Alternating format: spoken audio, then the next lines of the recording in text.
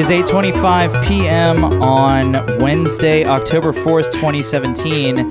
You're listening to episode 46 of Oh No Anime, the podcast. Hello, everybody. My name is Mark. I'm Patrick. And welcome to our fall 2017 preview episode. Hot takes await. It's Wednesday, my dudes. Let's do it. Yeah.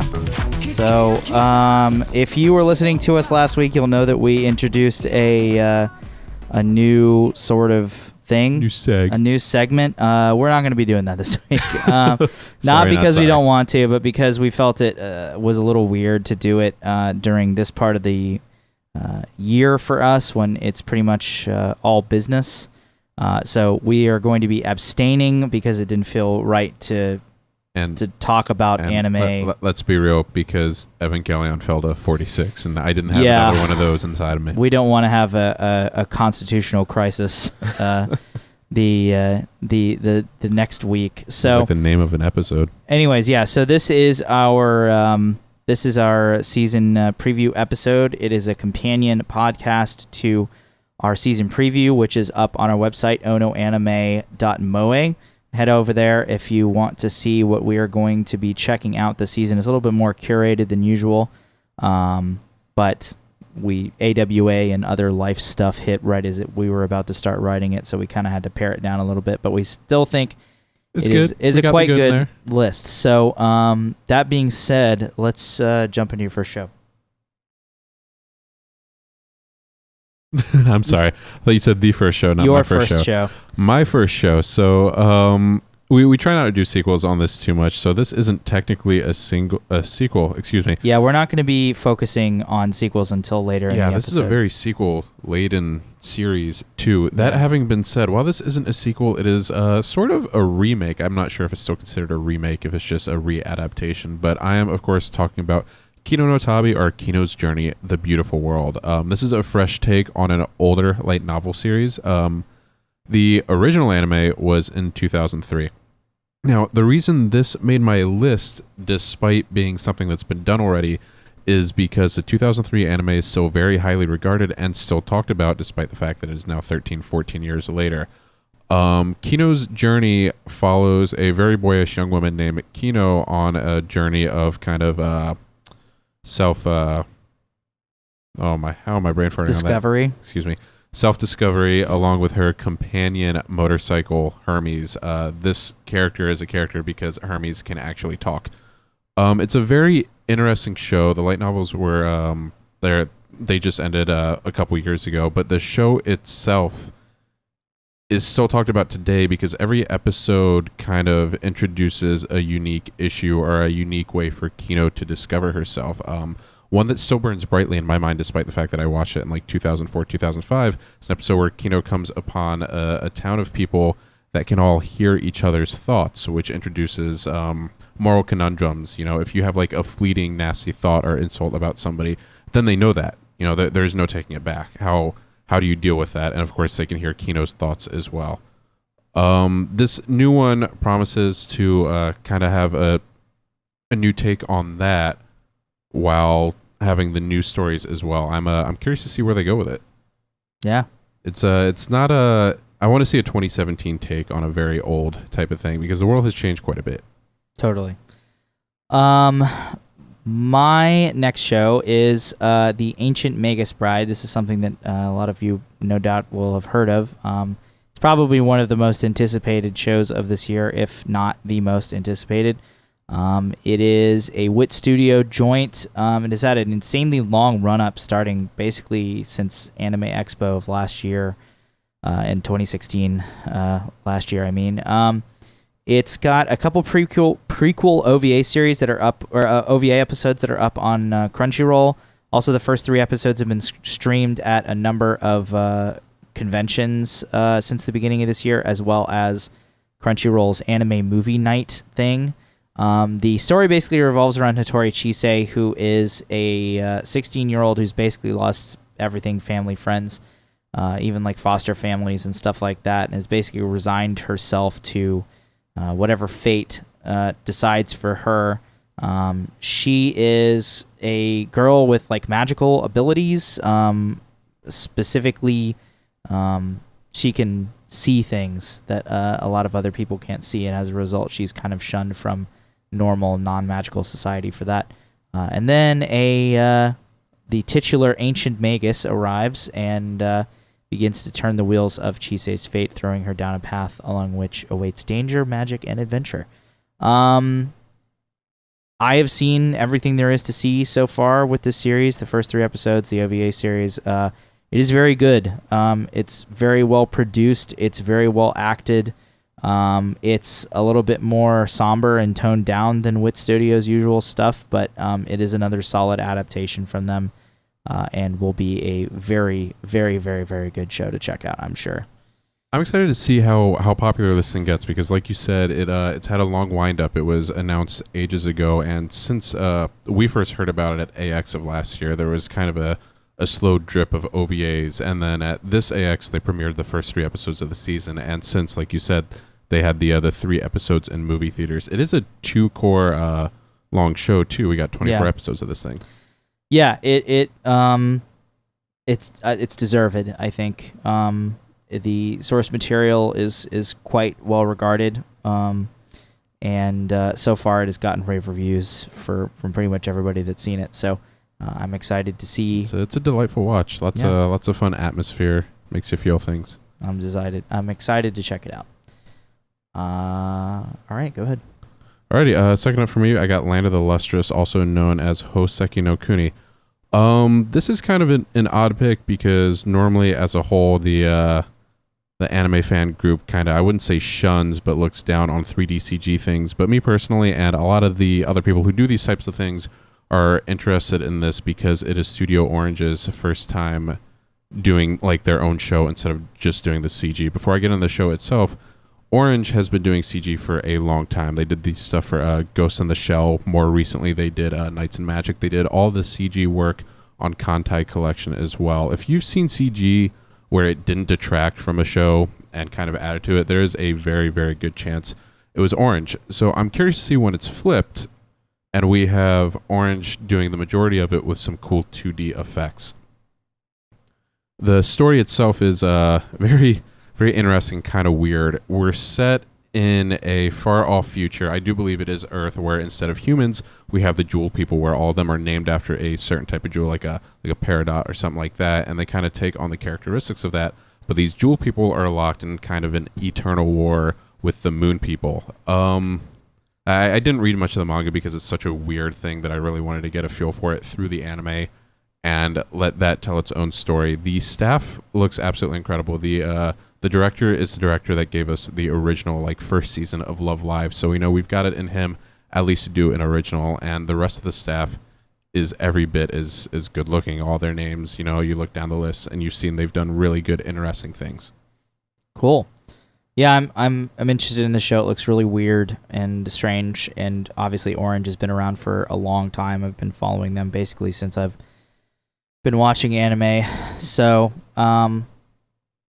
yeah, it's an interesting, weird thing, and it's always special when a CGI studio gets to actually make their own show for once, as opposed to doing everybody else's CGI effects work. So, I'm definitely looking forward to checking it out for sure. The next one I want to talk about is called Just Because. This is an original.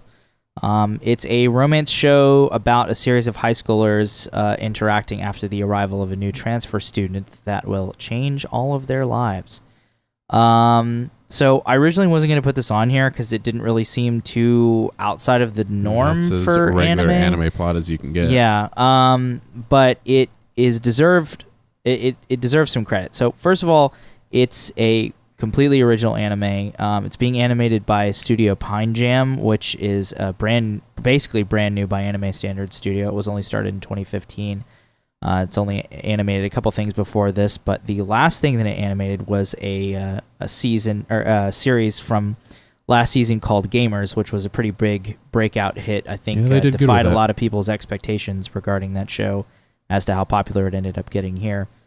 The co-creators of this new series, Just Because, are light novel author Hajime Kamoshida, who is the author of The Pet Girl of Sakura So, which as I understand it, is a pretty popular series in Yeah, Japan. it's pretty popular here too. It's one of the light novel adaptations that people still go on and talk about. Yeah. I'm still upset over who won. And illustrator Kiseki Himura, creator of the Tawawa on Monday series. Tawawa on Monday is a series of like Twitter drawings, all centered around one character called Tawawa. You probably wouldn't know that if it weren't for the fact that it spawned this kind of like massively popular but very flash in the pan like challenge thing on mostly Asian internet sites, but also a little bit here too. That basically involves like balancing a phone on your boobs, because that's what Tawawa is doing in the famous image. It started on Twitter. It ended up on Pixiv, as basically all Asian memes eventually do.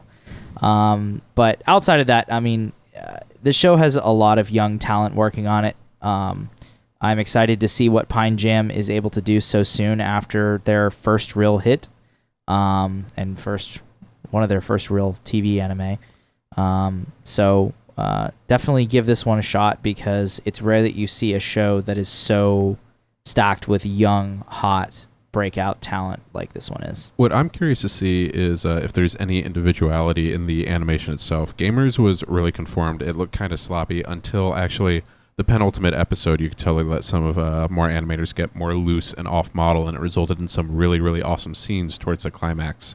I hope we see more of that, because I know that what was his name? Kamoshida, the author of Sakura So, did similar things. There's going to be a lot of like crazy emotional climax stuff, and I would hate to see animation not be allowed to be animation during that for the sake of conformity.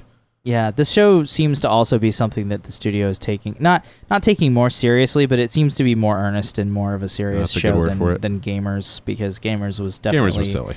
Definitely a comedy in a lot of ways. So, but yeah, just because a rare original this season. Alrighty, next up on my list is about as far away from an original as you can get, and as close to a Homer pick as you can get. When I first started getting into anime and manga and stuff all these years ago in middle school, one of the first manga I picked up was Magical Teacher Negima, and that is actually the first manga that I read from beginning to end as it came out. That was unfortunately shuttered very early due to a situation where IP laws were changing, and the author, Ken Akamatsu, also known for Love Hina, of course, wanted to make sure he kept the IP. So he shut the manga off early, and then a few years later started up this called UQ Holder, which is ostensibly just set in the same universe, but eventually he went back and decided to tie up all the loose Negima ends using UQ Holder. So like I said, it's a Homer pick because this series is very near and dear to my heart. I love the universe. The show itself takes place 80 years after the end of Negima, and 10 years after the discovery of magic by the general human populace. So not only does everybody now know that magic exists, people can now use this magic using they call them magic applications, that literally things they put on like their smartphone, which are just like preset spells with a number of charges or something like that. The story itself follows a young Toda Konoe as he, 1, discovers he's immortal, and 2, joins a group of immortals called UQ Holder that exists in kind of like I don't want to call it Neo Tokyo, but it's a new version of Tokyo that's at the bottom of a massive space pillar, and he has his reasons, and he wants to get to the top of this space pillar and has to battle his way up.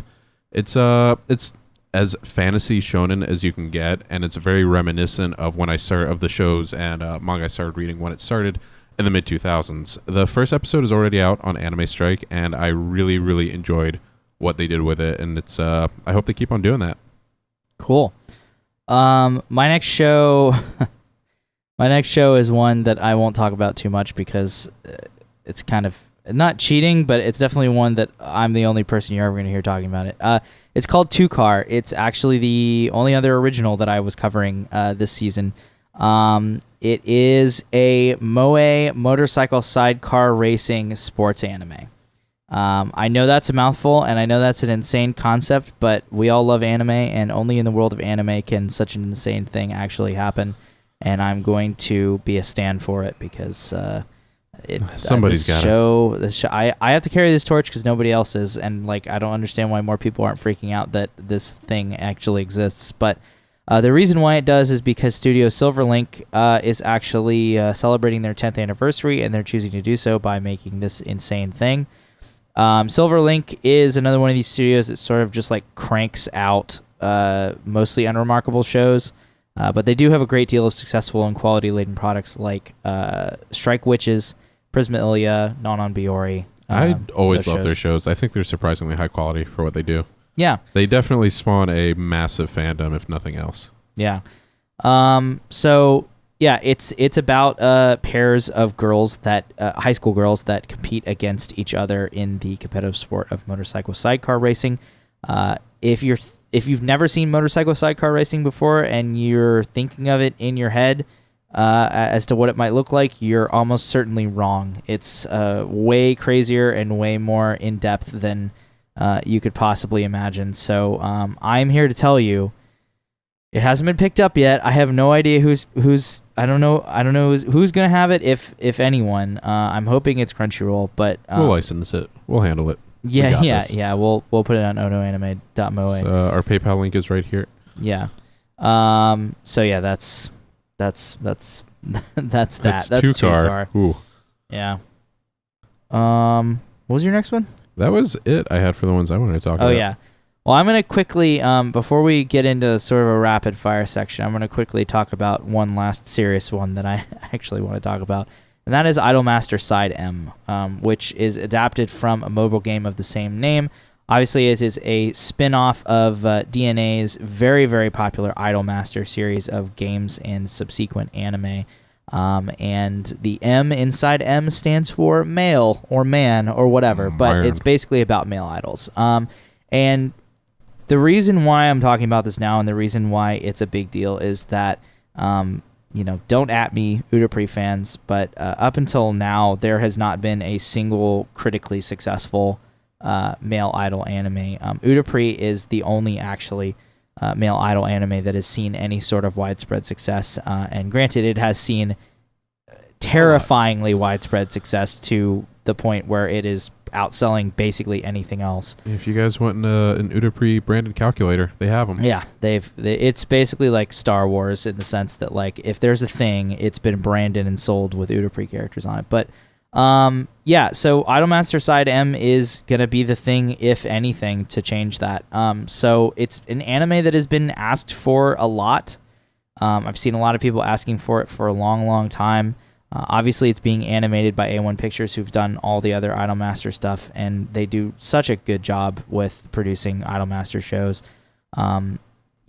We've both said before on this show that, despite the existence of a certain explosively popular idol series, Idolmaster is still the pinnacle of the representation of idols in the 2D animation medium. Yeah, I'll say it since Mark won't. You guys... I've said this on the show before. While I believe Love Live is a better thing, as far as being an anime and being good at being an anime, Idolmaster does it better. Yeah, and that's why I think that Side M has the potential and the opportunity to do what no other male idol anime did, and be good, make a good thing. Yeah, and I'm not saying that just to be a contrarian anti-Fujoshi asshole, because I know that there are a lot of men. Looking at you, Reddit. There's a lot of men out there that like to shit on stuff that women like solely because it's what women like. I'm not here to do that. I like a lot of shows that could be maybe geared towards Fujoshi, maybe a lot more than I should. But I'm saying this because like even people that love Udapri will tell you that it's not, like, they know it's not the greatest thing you can in love the world. Something while knowing it's not amazing. Yeah, I do it all the time. I really, really want Side M to be well because I love the Idolmaster franchise, and I haven't been able to get into the games because it's too similar to Million Live, and I much prefer that. But it's they have this great opportunity to capitalize, and I just want to see them do that. I want to sit there and feel the same feelings I feel for my idols in like a male idol show. I think that would be great. Yeah. And plus, there's one, honestly, the number one reason why this show could succeed, where every other one, basically, critically at least, has failed, is the name Idolmaster. Idolmaster brings with it a certain level of quality that is just not present with anything else, even Love Live. And I'm not trying to take a shit on Love Live by saying that. It's just, the nature of the thing. Idolmaster has a lot of money behind it. It has a lot of talent behind it, both at A1 Pictures and in their songwriting department, which is honestly the thing that I think that the show could succeed in more than anything else, is the quality of music, because that's also been a big complaint I've seen about a lot of people referencing male idol anime, is that the music just isn't as good as your standard, Love Live or Idolmaster or even Wake Up Girls, So seeing a male idol show with some legitimately well-written, well-performed music would be very heartening, and I really hope that this is that, because male idol anime deserves something, So anyway, so let's I'm gonna say let's go back and forth between all the other shows on our list. Let's take a minute total to dedicate to each show. We'll just get through them rapid fire. So first up's all you. First one we have is Kekai Sensen, or Blood Blockade Battlefront and Beyond, the second season of Bones' smash hit urban fantasy anime about a New York City that's been transformed into Hellslim's Lot, which is sort of an interdimensional crossroads, involves a lot of eldritch horror, a lot of Cthulhu mythos, but it's first and foremost, an action anime. So this is a very good time to catch up on that thing if you have not seen it, because it is very good. The shadow that's kind of been hanging over it since the second season was announced is that the first season obviously was directed by Rie Matsumoto and written by drama writer Kazuno Furuya. Neither of them are returning for this series. Instead, the World God Only Knows director Shigehito Takayanagi is replacing Matsumoto, and relative newcomer Yasuko Kamo is writing. We see this with a lot of season 2s. It's not uncommon for director to be replaced, but it's especially important with this one because Rie Matsumoto created Black and White, two very, very key characters, and personally my favorite characters that I felt really drove the story and the mood in a good way in the first season. And without her there, I'm curious to see how those characters are going to continue to evolve and really see if the whole mood of the show retains where it was, or if it goes back to the, I'll just call it boring and bad version of the manga, because the manga was nothing compared to the anime. Yeah. I will say I had my doubts about this series until I saw the PV. I still have my doubts, but I am much more excited after seeing that. So that's good. I want it to be good. I'm just worried because Rie is incredible. Yeah. Alrighty. Black Clover. This one, the first episode already aired. Actually, this is one that Crunchyroll seems to be putting all of their PR and commercial weight behind. It runs in Weekly Shonen Jump. It's one of what's considered the new big three over there. So there's a lot of hope behind this. Black Clover is about two orphans called Yuno and Asa who both aspire to be the Wizard King. One of them is just a complete natural at magic. He's incredible. And the other is actually the only person in the world without any magic at all. But they still consider each other rivals. And it's going to be like a hot-blooded shonen thing about that. The first episode didn't go over so well in the States, at least, because the main character, Asa, the one without any magic, just yells. I'd say yells a lot, but that's all he does. Literally every line, I think, except for two, is him yelling. And it's a brand new voice actor, so a lot of people are quick to jump on that. I want to see where the story goes, because it's going strong at 160 chapters in Japan. It's showing no sign of slowing, which means it's going to be a fun, gripping shonen story. I just really hope that either the English dub is good enough for me to watch without worrying about Asa, or the voice actor and the voice director decide to kind of take his voice down a notch, because it really detracted from the first episode. Yeah, it's not too surprising. And also, it should be very interesting to see whether or not this show is at all as popular as clearly everybody on both sides of the Pacific is hoping that it will be. It's got a lot to work up to. Yeah, it's got a lot to work up to, and it also has a lot to compete with, considering how one of the other big three anime adaptations is probably one of the most popular anime of the past at least 5 years. Yeah, Hero Academia is cranking. Yeah, so the next one I will just briefly fire off on is Sangatsu no Lion, or March Comes In Like a Lion, Season 2. This is the second season of Shaft's very quiet slice-of-life show featuring Rei Kiriyama, who is a middle school aged professional shogi player who lives in modern Tokyo and has to juggle a lot of different aspects of his life around his career and sort of ups and downs of his different mental health. So this, I think, in my personal opinion, is the most underrated anime of the past 2 years. It's animated by Shaft, so it's a visual feast. It's very well acted. It's very well directed. The pacing is plodding, and that hurts it at times. But I think if you can make it through that, you're going to find a show that is very enjoyable and very warm and will give you a lot of feeling of understanding if you have issues with anxiety and depression, which is something that you really don't often see with anime. So it's a really special thing that I really like. I'm glad that the internet seems to be finally catching up on how good it is, because I've seen a lot of people actually catching up on it before the season 2 starts. And as of this recording, it hasn't started yet. So if you haven't caught up on it, go catch up on it. For me personally, I really enjoyed the story for all the points you mentioned, but the plotting pace got to be a bit much. I fell a few episodes behind, and binging it is very difficult to do. But what I did do is go back and read literally all of the manga in one go. So I'm going to try to pick it back up again at season 2, because it is very worth it. It's just kind of difficult to get through in one go. Yeah. It is not a binge-friendly show. So if you are caught up on it now, don't get behind on it, because you're not going to have much incentive to binge it. Yep. My next one is Inuyasha Key, which is it's another manga that I binged up until like chapter 50 several years ago, and it's surprising but really awesome that it's finally getting an adaptation. Inuyasha Key is about a literal sad old man named Inuyasha Ichiro, who's kind of barely noticed by his family. They just say, walk the dog, bring us food, yada yada. He's the doormat. One day he's walking back after a late night at work, and an alien spaceship crashes into him, kills him, and then like reanimates him with the body of a cyborg with superpowers, pretty much. So now there's this guy who leads by all means a really sad, pathetic life, and now he has the ability to do whatever he wants. He can be a superhero, he can be a super villain, and maybe that spaceship, spoiler, it did crash into a second person that's going to choose the opposite path as him.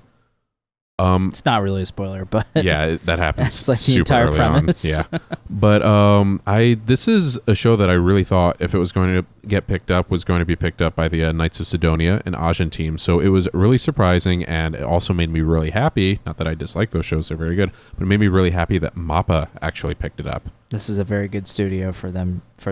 Yeah, they kind of like dwell on the weird, and they make it happen really well. Totally. The mood really reminds me of Parasite and Ajin. It's got kind of meets between those halfway in terms of tone. Yeah. I also have read a little bit of the manga. I'm not just talking out of my ass. It's good. The designs are absolutely insane, which is cool, because the director Keiichi Sato is I wouldn't say well known, but he has some experience with crazy designs. He was doing design work back when Big O was a thing. In fact, he designed Big O. He's done a few other things as director, but not in some time. I think this is going to be really interesting. It's visually, it's very different than most things we see. I'm wondering how high the fidelity is going to be. How like it's like you said when we were talking about it earlier. The design is kind of like Yusuke Murata. Yeah, it is very evocative of his sense of mecha design, which is very particular. So yeah, if you like how Genos looks, this show will probably appeal to you in some certain amount of way. It's going to be very hit or miss. I don't think this is going to be a mediocre show. It's either going to be amazing, or it's just going to be like, the fuck is this shit? Yeah. So the next one I want to talk about is called Girls Last Tour. I'm not going to bother pronouncing the Japanese name because you're never going to hear it. So it's about two girls that travel the waste of the post-apocalypse together on their motorcycle, looking for food and fuel.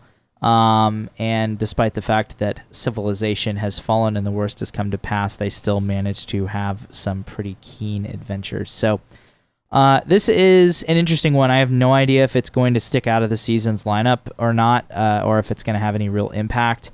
There's a lot of indications that the main two characters are the only characters in the show, which will be really interesting for an adventure show, and a really interesting character study, but it wouldn't necessarily be too surprising considering that this is a post-apocalyptic anime, and post-apocalyptic anime aren't really the bee's knees right now.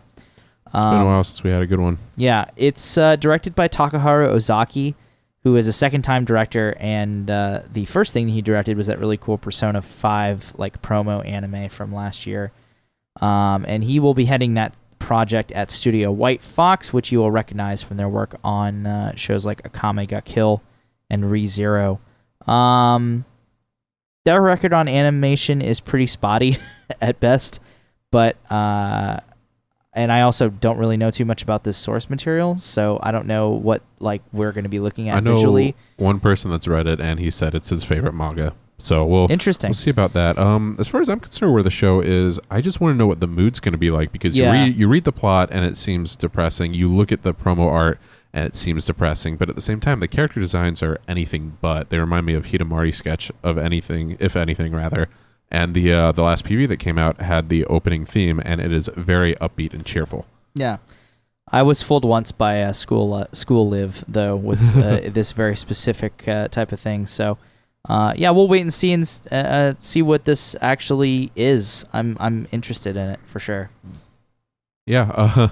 Next up, we really don't need to talk about this at all because it's motherfucking Love Live. Everybody, let's get ready this Saturday. Where are you at? I'm sorry. Yeah. But we've got more Love Live, and as you could tell by my rare outbursts of emotion, I couldn't be more excited. It's one of my favorite things. It just makes me happy hearing the name. It's the big anime thing. It is a absolutely massively popular thing in Japan, and is actually pretty damn popular here now too. It took a while, but it got there. Yep. And Sunshine definitely seems to be carving out its space in the Love Live fandom for sure. People have definitely accepted that show, I think. So, yeah. It's something we don't really need to say much about, because we've said all that needs to be said about Love Live on this program before. So it is very good. Watch that show. The next one I want to talk about is Urahara. Urahara is a adaptation of a web manga. It's about 3 high school girls that work at a fashionable clothing store in Harajuku called Park. And one day aliens invade Earth in order to steal Harajuku's culture, and they must fight back using powers granted to them by a mysterious girl. Very mysterious. Yes. So we actually saw the first episode of this in Atlanta at Anime Week in Atlanta this past weekend. But of course, it is already aired by the time this episode is going to be coming out. So a lot of you will have probably seen it too. So yeah, it's based on a web manga called Park Harajuku Crisis Team, which was a collab between an American writer and editor, and actually someone who works for Crunchyroll, Patrick Macias, and artist Mugi Tanaka, who is obviously Japanese. And it was also sponsored by the actual real-life Park store in Harajuku. Park is like a real big fashion icon thing. If you know anything about Harajuku culture, I'm sure you will have heard that name before. It's being animated by 2 studios, EMT Squared or EMT2, I don't really know how to say that, and Shirogumi. And honestly, it's pretty damn important. I'm not really going to talk too much about the quality of it, because it was spotty at times, but fun. But the important thing is that it features a mostly female production staff and a mostly female voice cast. And anime singer Luna Haruna is actually like in the show in addition to being arguably the main character. Ending. Yeah. She's making her Seiyu debut in this show, which is interesting to say the least. Yeah, I mean, like you've said to me before, it's very little substance and a lot of style. Lots of style over substance, absolutely. Yeah. And you know what? I think sometimes that's okay, and this is one of the instances where it's okay. It was very fun to watch, even while I was sitting there being like, I don't know if this is good. The music I'm enjoying it. Is very good. The design aesthetic is very good. Everything else, who cares? You know, that's not really what we're Looks here good, for. Feels good. Yeah, totally. I'm there for it. One interesting thing I want to note is there was a Q&A session after the premiere, and Arna Luna put it the best way I've heard it yet, and said that the general aesthetic of the show is neo kawaii, which is kind of the whole direction of Harajuku lately, and I just really like that term to describe Harajuku and Urahara. I've kind of been seeking out that term for a while. Oh, it's really good. How do I describe any of this? But yeah, so. Alrighty. Next up, and I think last one. Is this the last one? No, second to last. Second to last. Yuki Yuna is a hero. The original was in 2014, the original anime. I mean, this is a sequel. and it was oftentimes referred to as Madoka Light just because it was a darker magical girl story. I don't like that moniker. I really liked what it did. I thought it did plenty to set itself apart from Madoka while not, falling for the same traps. It's been pretty popular in Japan. Unfortunately, in the West, we haven't seen anything officially since then, but in between, Japan has gotten a couple like movies and OVAs. They've had a few games. They've had a lot of stuff in between, and its popularity has really steadily been rising, so I'm excited to see it back in the States again, and hopefully we haven't missed too much over here. That show has a following. I'd consider myself one of them. It's fun. Out the there. characters are good. The fights were really cool. Yeah, I'm down. I'm down for more like dark magical girl stuff. Totally. Last one we have is another fairly obvious one. Is Food Wars Shokugeki no Soma. This is the 3rd season now, which is crazy to think that we're already that far along. It's JC Staff's cooking battle show. It's a shonen. Yeah, I'd say it's a shonen. Totally shonen. But yeah, like what do I say that hasn't already been said? It's directed by Shingo Natsume. The voice cast is the most stacked thing that you're gonna see all season, or hear all season, I guess. And yeah, just go watch that show if you haven't already. It's very good. Don't let the pacing of the tournament arc throw you off. It's good. It's a good show, and I like it a lot, despite the fact that it is maybe one of the most ridiculous things I've ever watched in my life. But anyways, I think that is going to do it for these hot takes. If you want to see the entirety of this preview, go to onoanime.moe. That is where you can find basically everything that we do. You can also go to, if you're listening to this audio-wise, you can find the video version of this podcast at youtube.com/onoanime. You can also go to twitter.com/onoanime, facebook.com/onoanime, Instagram at onoanimeofficial. Please email us at onoanime@gmail.com if you have any questions or would like us to discuss something on the podcast, which we're going to try to be doing more of. But until then, I think that's going to do it for us here. GTFN. So, see you later.